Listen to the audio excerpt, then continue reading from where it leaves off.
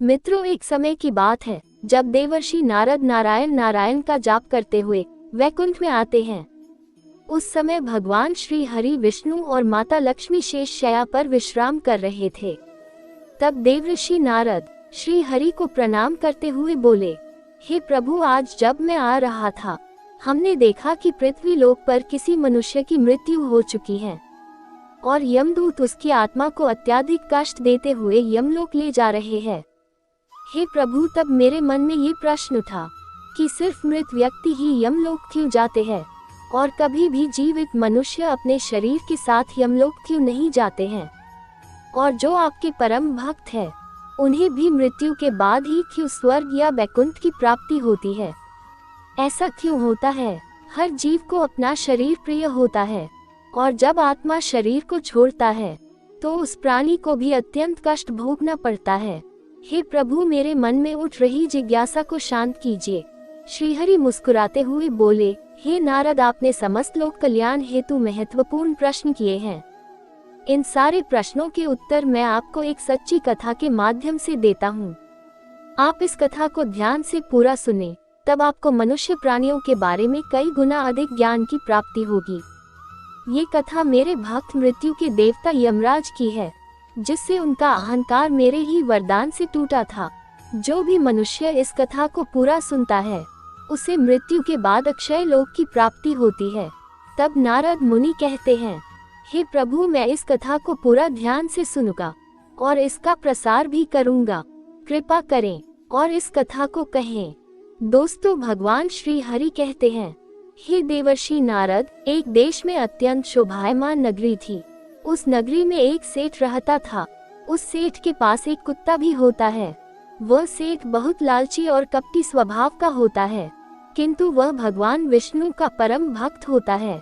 वह हमेशा अपने इष्टदेव भगवान विष्णु की पूजा आराधना करता रहता था। फिर एक दिन उसकी भक्ति से प्रसन्न होकर भगवान विष्णु उसे दर्शन देते हैं और कहते हैं, ये वत्स, मैं तुम्हारी भक्ति से अत्यधिक प्रसन्न हूँ। मांगो तुम्हें जो भी वर चाहिए। तुम्हारी जो भी इच्छा और मनोकामना है मैं अवश्य उसे पूर्ण करूँगा। फिर सेठ कहता है, हे प्रभु, मैं तुम्हारे दर्शन करके धन्य हो गया हूँ। प्रभु, मुझे कुछ नहीं चाहिए, मेरे पास आपका दिया हुआ सब कुछ है। फिर वह सेठ सादा कागज निकालता है और भगवान से कहता है, प्रभु, आप इस कागज पर अपने दस्तखत कर दीजिए ताकि मैं दुनिया के लोगों को भगवान के होने का सबूत दिखा सकूं। आजकल दुनिया में कोई यह मानना ही नहीं चाहता है कि भगवान है। भगवान ने कहा, ठीक है वत्स, लाओ, मैं तुम्हारे कागज पर दस्तखत कर देता हूँ। भगवान विष्णु कागज पर दस्तखत कर देते हैं और अंतर्ध्यान हो जाते हैं। वह सेठ उस कागज को हमेशा अपनी जेब में ही डालकर रखता था ताकि वह दूसरों को भगवान के होने का सबूत दिखा सके। फिर कुछ दिनों के बाद सेठ का वह कुत्ता मर जाता, जिससे वह सेठ बहुत ही दुखी हो जाता है। फिर वह कुत्ता मृत्यु के बाद यमलोक में जाने लगता है। यमलोक पहुंचने के बाद वह कुत्ता यमराज के सामने आकर खड़ा हो जाता है। यमराज कुत्ते का लेखा जोखा निकालते हैं और उस कुत्ते से कहते हैं, हे स्वान, तुमने पशु का जन्म पाकर भी कोई पाप नहीं किया है।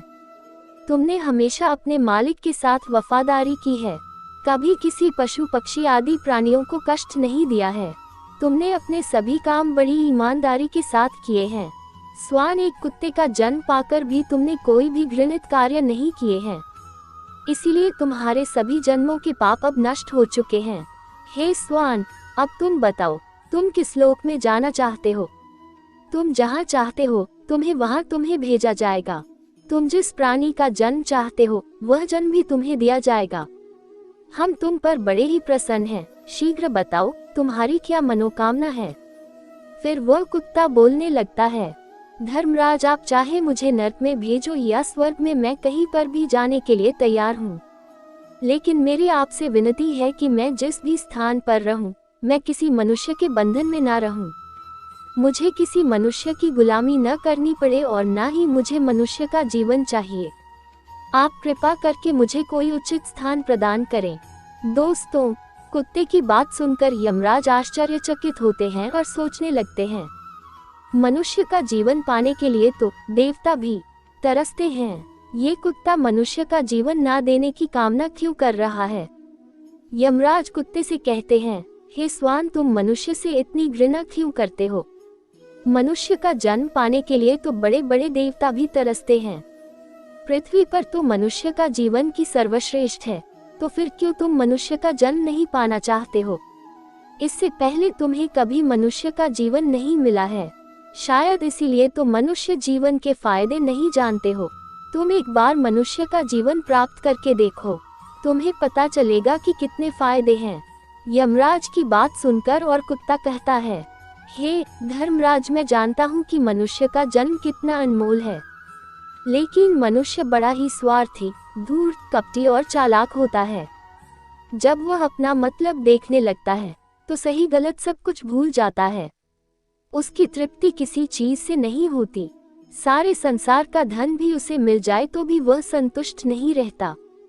उसकी भूख कभी नहीं मिलती है। मनुष्य बड़ा ही असंतोषी होता है। वह कारण ही दुखी रहने लगता है और दूसरों को भी दुख देने लगता है। मनुष्य मुझ जैसे बेजुबान जानवरों को अपना गुलाम बना कर रखता है और अपना काम निकलवाता रहता है। इतना ही नहीं, मनुष्य तो भगवान को भी धोखा देता है। इसीलिए मुझे मनुष्य जन्म नहीं चाहिए। मित्रों, यमराज कहते हैं, हे स्वान, ये तुम क्या कह रहे हो? मनुष्य भगवान को धोखा भला कैसे दे सकता है? तुम जरा बताओ, मैं भी तो जानूं। कुत्ता कहने लगता है, हे धर्मराज, मनुष्य जब मंदिर में जाता है तो स्वार्थी बनकर भगवान की पूजा करता है। भगवान से कहने लगता है, हे भगवान, मेरा ये काम बना दो, इतने पैसे चढ़ा दूंगा, दान धर्म करूंगा, भंडारा करूंगा, गरीबों को कपड़े दान करूंगा। लेकिन जब उसका काम पूरा हो जाता है तो वह सब कुछ भूल जाता है। आगे बढ़ने की होड़ में अपनों का ही शोषण करता रहता है। एक दूसरे की टांग खींचने में लगा रहता है। ना खुद ऊपर उठने का प्रयास करते हैं, ना दूसरों को उठने देते हैं, ना चैन से खुद खाते हैं, ना किसी को खाने देते हैं। अपना काम बनाने के लिए दूसरों को धोखा देता है और उसकी धूर्तता तो देखिए, वह भगवान को भी लालच दिखाकर अपना काम बना लेता है। जब काम पूरा होता है तो कहता है, भगवान के पास तो सब कुछ है, मैं उन्हें क्या दे सकता हूँ। इस प्रकार से कहकर वह अपनी बात से मुकर जाता है। हे यमराज, इंसानों के बुरे कर्मों को गिनाते गिनाते मैं थक जाऊंगा, किंतु उसके बुरे कर्म समाप्त नहीं होंगे। उसकी चालाकी के आगे तो देवता भी कुछ नहीं है।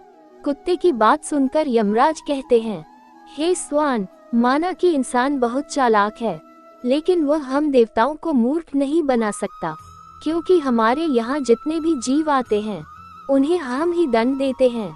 उसने पृथ्वी लोक पर चाहे कितनी भी चालाकी क्यों नहीं हुई हो, उसे मृत्यु के बाद यहीं आना पड़ता है। सभी इंसान यहाँ पर आकर हमारे सामने रोते हैं, माफी मांगने लगते हैं, नरक जाने के भय से और मेरे भयंकर रूप को देखकर थर-थर कांपते हैं। सभी मनुष्य हमारे अधीन रहकर ही काम करते हैं। फिर कुत्ता बोलता है कि हे धर्मराज, आपके पास जितने भी मनुष्य आते हैं वे सब मरे हुए होते हैं। आपका पाला किसी जीवित इंसान से नहीं पड़ा है। यदि आप किसी जीवित इंसान को यमलोक लेकर आओगे तब आपको पता चल जाएगा कि जीवित इंसान कितना खतरनाक होता। उस कुत्ते की बात सुनकर यमराज को आश्चर्य हुआ और गुस्सा भी आ गया। वे सोचने लगे, ये तो हमारे यहाँ पर आकर हमारा ही अपमान कर रहा है। इस तुच्छ कुत्ते को दिखाना होगा, हमारे सामने कोई इंसान कुछ भी नहीं है। इंसानों की चालाकी हमारे सामने नहीं चल सकती। दोस्तों, भगवान कहते हैं, हे देवर्षि नारद, इस बात को साबित करने के लिए यमराज अपनों को दूतों को बुलाते हैं और कहते हैं, जाओ और इस कुत्ते के मालिक को जीवित उठाकर यमलोक लेकर आ जाओ। हम भी देखते हैं कि जीवित इंसान हमारे सामने क्या चालाकी करता है। अगर यह कुत्ता गलत साबित होता है तो इसे अनेक वर्षों तक नरक में डाला जाएगा। दोस्तों, उस कुत्ते को पूरा यकीन था कि एक अकेला जीवित मनुष्य स्वर्ग लोक में खलबली मचा देगा। फिर यम के दूत धरती लोक पर जाते हैं और उस कुत्ते के मालिक को अर्थात उस सेठ को चारपाई के साथ उठाकर यमलोक ले जाने लगते हैं। तभी बीच रास्ते में उसकी नींद खुल जाती है और वह देखता है कि 2 सींगों वाले यमदूत उसे चारपाई के साथ उठाकर यमलोक ले जा रहे होते। वह सेठ उन यमदूतों से पूछने लगता है, हे यमदूत, क्या मेरी मृत्यु नींद में हो चुकी है? तब यमदूत कहने लगते हैं, नहीं मनुष्य, तुम अभी भी जीवित ही हो। फिर वह सेठ कहता है, फिर आप दोनों मुझे कहाँ ले जा रहे हैं? मैंने कौन सा पाप किया है? फिर यम के दूत उसे सारी कहानी बता देते हैं और कहते हैं, तुम्हारे कुत्ते ने यमराज से कहा है कि जीवित मनुष्य बहुत चालाक होता है, इसलिए इस बात का परीक्षण करने के लिए यमराज ने आपको जीवित ही यमलोक लाने के लिए कहा है। उस सेठ को पूरी बात समझ में आती है और वह कुछ देर तक सोचने लगता है और फिर तुरंत उसकी जेब में रखा हुआ वह कागज निकालता है जिस पर भगवान विष्णु ने दस्तखत किए हुए होते हैं। वह उस कागज पर कुछ लिख देता है और फिर से कागज को अपनी जेब में रख लेता है। यमदूत उस सेठ को लेकर यमराज के दरबार में उपस्थित हो जाते हैं। दोस्तों, उस सेठ को देखते ही यमराज जोर जोर से हंसने लगते हैं और सोचने लगते हैं, ये तुच्छ मनुष्य भला मेरा क्या बिगाड़ पाएगा। फिर वह सेठ जाकर यमराज के सामने खड़ा हो जाता है और अपनी जेब से वो कागज निकालकर यमराज को देता है।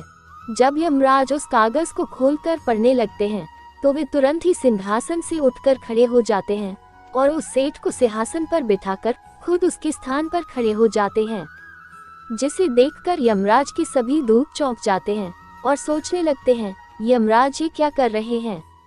एक मानव को अपने सिंहासन पर बैठा रहे हैं। ये जरूर कोई पहुंचा हुआ इंसान लगता है। वह सेठ अब यमपुरी का राजा बन जाता है। यमराज भी उसका आदेश मानने के लिए विवश हो जाते हैं। फिर वह सेठ सिंहासन पर बैठते ही यमलोक के सभी कानून बदल देता है और यमराज को ही यमलोक के द्वार का पहरेदार बना देता है। फिर वह सेठ सोचने लगता है, जब मैं मर जाऊंगा तो मुझे भी यहाँ पर आना पड़ेगा और मेरे पाप कर्मों के कारण मुझे भी नरक में डाला जाएगा। इसलिए सेठ ने नरक में पड़े सभी प्राणियों को स्वर्ग में डालने का आदेश दिया और नरक का द्वार हमेशा के लिए बंद कर दिया। दोस्तों, श्री हरि नारायण कहते हैं, और उस सेठ ने फिर सभी यमदूतों को आदेश दिया कि आज के बाद किसी भी प्राणी को नरक में नहीं डाला जाएगा, सभी प्राणियों को स्वर्ग में ही भेजा जाएगा। इस आदेश को सुनकर स्वर्ग लोक में खलबली मच गई। सभी देवता हैरान हो गए, लेकिन वे कर भी क्या सकते थे, क्योंकि आदेश यमलोक के राजा ने दिया था। इसीलिए चुपचाप सभी उसका पालन करने लगे। स्वर्ग लोक का संतुलन पूरी तरह से बिगड़ गया। धीरे धीरे स्वर्ग लोक में जीवों की भीड़ बढ़ने लगी, जिनकी सेवा करके स्वर्ग लोक के कर्मचारी और अप्सराएं परेशान होने लगे और सोचने लगे, इतने सारे जीवों की सेवा कैसे कर पाएंगे। दोस्तों, उधर वो कुत्ता सोचने लगा, यमराज को जीवित मनुष्य को यमलोक में लाना कितना महंगा पड़ गया। सेठ जी ने सब कुछ बदल दिया है, आखिर ऐसा कैसे हुआ। वह कुत्ता अपने सेठ के पास गया और पूछने लगा, सेठ जी, आपने ये सब कैसे किया? अब तो आप यमलोक के राजा बन गए हैं, अब मैं सारे जीवन आपका दास बनकर रहूंगा। कृपया आप मुझे बताएं कि आपने ये सब कैसे किया। तब उस सेठ ने धीरे से उस कुत्ते के कान में कहा, जब मुझे पता चला कि मुझे जीवित ही यमलोक ले जाया जा रहा है, मैंने भगवान विष्णु के दस्तखत किए हुए कागज पर ये लिख दिया कि जिस जीवित मनुष्य को यमराज यमलोक बुला रहे हैं उसे यमलोक का राजा बना दिया जाए। यही मेरा आदेश है। उस कागज पर भगवान विष्णु के दस्तखत देखकर यमराज को लगा कि यह भगवान विष्णु का ही आदेश है, तो उन्होंने बिना विचार किए ही मुझे यमलोक का राजा बना दिया।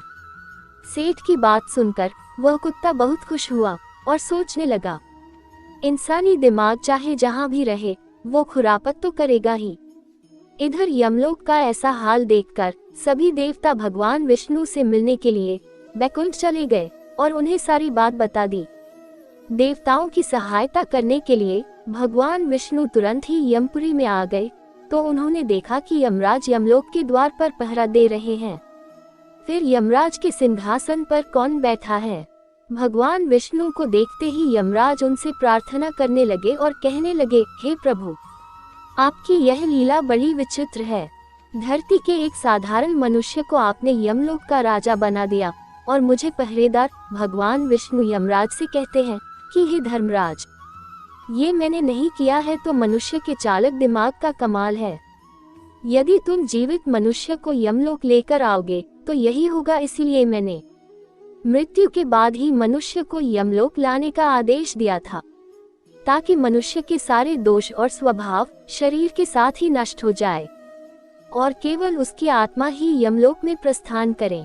किंतु आप तो एक जीते जागते मनुष्य को ही यमलोक उठाकर लेकर आए।